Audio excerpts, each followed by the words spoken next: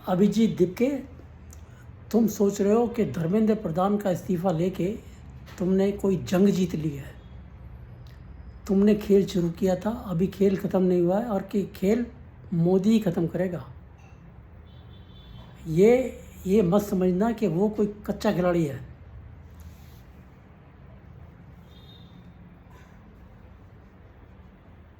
प्रधान का रेजिग्नेशन लेना भी मोदी का एक मास्टर स्ट्रोक साबित होगा। अब संसद देखते हैं कैसे नहीं चलती है। मोदी का मकसद संसद चलाना है और अब सारे बिल पास होंगे उसके। और अगर सांसदों ने, विपक्षी सांसदों ने गड़बड़ की तो फिर उनको भी उनका इलाज कर दिया जाएगा। मोदी ने जब फार्मर्स लॉज को वापस लिया था तब कहा था कि किसानों के हित में मैं ये किसानों के कानून लाया हूँ और देश हित में वापस ले रहा हूँ। अब मोदी ने छात्रों की राजनीति पे भी ये कहा है कि जो नीट के दोषी हैं उन्हें बख्शा नहीं जाएगा। तो फिर जो तुम्हारे गुंडे हैं वो कैसे बख्श दिए जाएंगे? उनको भी रगड़ दिया जाएगा, वो भी नप जाएंगे। तुम कह रहे हो कि छात्रों के खिलाफ एफआईआर वापस लेने का सरकार ने डिसीजन लिया है। सब छात्रों के खिलाफ नहीं, पीसफुल डेमोन्स्ट्रेशन करने वाले छात्रों के खिलाफ। और जो गुंडों ने पुलिस पे हमले किए उनके खिलाफ कोई एफआईआर वापस नहीं, क्यों? वो तो छात्र हैं ही नहीं। छात्र तो इसके अंदर 5% भी नहीं थे, 10% समझ लो, 10% थे। तो जो गुंडे थे उनके खिलाफ तो एफआईआर वापस नहीं होगी, वो तो नपेंगे। तुमने जिस भीड़ को इकट्ठा किया उस पर यह बता दो कि किसी एक को भी धर्मेंद्र प्रधान के इस्तीफे से क्या मिला और तुम्हें क्या मिला? धर्मेंद्र प्रधान का इस्तीफ़ा एक नीट का बहाना लेके एक इशू बनाया गया। क्यों?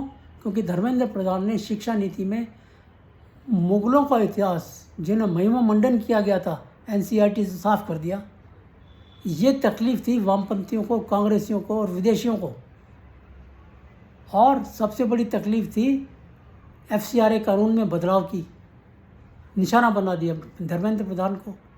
तो वो मोदी उस धर्मेंद्र प्रधान के बलिदान को भूलेगा नहीं। तुम्हें पता नहीं है कि वो अपने जो विरोधी हैं उनको कैसे चारों खाने चित्त करता है। तुम भी चारों खाने चित्त होगे। धर्मेंद्र प्रधान का इस्तीफ़ा होके तुम जीते नहीं हो, तुम फिनिश हो गए हो, ये समझ लो। आप बहुत घमंड मत करो इस बात पे। अब ये बताओ कि तुम्हारा बाप कौन था? इस आंदोलन का बाप कौन था? तुम कहते हो सोनम वांगचुक का ये आंदोलन नहीं था, और मैंने गूगल में पढ़ा है सोनम वांगचुक तुम्हारी पार्टी का सदस्य नहीं था, कॉकरोच जनता पार्टी का। वो खुद आया था पैर फंसाने के लिए, तुम्हारा समर्थन करने के लिए। सोनम वांगचुक की पत्नी गीतांजलि वांगचुक कह रही है कि राहुल गांधी ने प्राइम मिनिस्टर ऑफिस पे जाके धरना दे के एक नाटक किया था, ड्रामा किया था। समाजवादी पार्टी कांग्रेस को कोस रही है। केजरीवाल की फिर क्या वैल्यू रह गई? तो अब ये बताओ कि तुम्हारा फिर बाप कौन है? योगेंद्र यादव है जो कहता है कि सरकार कानून से नहीं, लोकतंत्र से नहीं, सड़कों से चलेगी। इस आदमी को तो पुलिस को तुरंत गिरफ्तार करके यूएपीए में बंद कर देना चाहिए। दीपिके कहता है कि आंदोलन में एंटी सोशल एलिमेंट्स घुस गए थे। ये क्या कि तुम पिंड नहीं छुड़ा सकते। जो भी आया वहाँ उसकी जिम्मेदारी तुम्हारी है। 2500 बदमाश पुलिस ने आइडेंटिफाई किए हैं जो वहाँ पर दंगों में शामिल थे और वो भीड़ को लेके आए थे। 250 क्रिमिनल बैकग्राउंड के लोग वहाँ पे थे जो पुलिस ने आइडेंटिफाई किए हैं। उन जिम्मेदारी तुम्हारी बनती है उसकी। तुम ये नहीं कह सकते कि मेरी कोई जिम्मेदारी नहीं है। दंगा किया से इन सब ने पुलिस के ऊपर, तो जिम्मेदारी से तुम कैसे बच सकते हो? तुमने आंदोलन वापस ले लिया, वो बात दूसरी है, लेकिन तुम जिम्मेदारी से बच नहीं सकते और तुम उन्हें बचाने भी नहीं आओगे। अब ये जिनके ऊपर जो 2500 और 215 के 50 हैं, इनके ऊपर जो केस चल गए तुम बचाने भी नहीं आओगे उनको। तुम कहोगे भाड़ में जाओ, हमें क्या मतलब है। तुम्हारे लोगों ने मोदी के लिए इतनी गंदी भाषा बोली है, इतनी गंदी भाषा बोली है कि ज़ुबान पे लाई भी नहीं जा सकती बातें। अर्धनग्न लड़कियों ने मोदी के लिए ऐसे ऐसे अपशब्द बोले हैं कि कोई कोई आदमी लजा जाए कि क्या बोल रही है लड़कियां, कैसे परिवार से आती हैं। अपना वो ऐसे आ रही थी जैसे वहाँ पे बैठ के वो कोई जो ब्यूटी कंटेस्ट होता है उसके अंदर ड्रेस पहन के आती हूँ। और भाषा इतनी गंदी, माँ बहन की, और पता नहीं क्या क्या गालियाँ दे रही मोदी को। अरे तुम्हारे बाप के बराबर है वो, उसने अपना जीवन समर्पित कर दिया देश को। तुमने क्या किया है? तुम्हारा एक आदमी वहाँ जो बैठा हुआ दंगेबाजी कर रहा, वो एक जो प्राइवेट सेक्टर ने रॉकेट बना दिया, उसका तुम एक अंश भी नहीं बना सकते, तुम भी नहीं बना सकते। उनकी बात तो छोड़ो।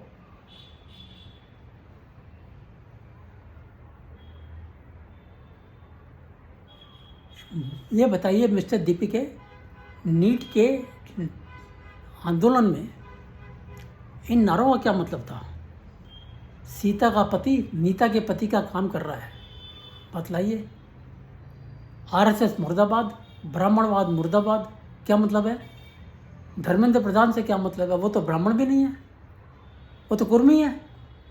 तुम कुर्मी के ऊपर अटैक कर रहे हो। भगवान भी मोदी की तरह कमीना है भैया। शब्द देखिए ज़रा, जब चाहे मौसम बदल देता है। और नाम रहेगा अल्लाह का। ये कहाँ से आ गया भाई अल्लाह बीच में? भगवान को तुम गालियाँ दे रहे हो, राम को तुम कह रहे हो मुझको, वो तो मर गया बहुत पहले। ये शब्द बोल रहे तुम्हारे लोग। संत प्रेमानंद महाराज कैसे हैं? अरे तुम संत का दिल दुखा रहे हो, तुम अपने आप ही ख़त्म हो जाओगे। संत तुम्हें श्राप नहीं देगा, लेकिन उसके हृदय को जो पीड़ा पहुंचेगी, तुम्हारे शब्द आफ्टर ऑल तो पहुंचेंगे ना उस तक। वो उनसे जो आहत होके, उनसे दिल से जो कुछ भी निकलेगा, तुम ख़त्म हो जाओगे। मोदी जी को बड़े बड़े संतों का आशीर्वाद मिलता है, और तुम कहते हो कि प्रेमानंद जी महाराज कैसे हो गए? हम हिंदू नहीं हैं, हमें हिंदू मत कहो। तो कौन हो तुम? कौन हो तुम फिर?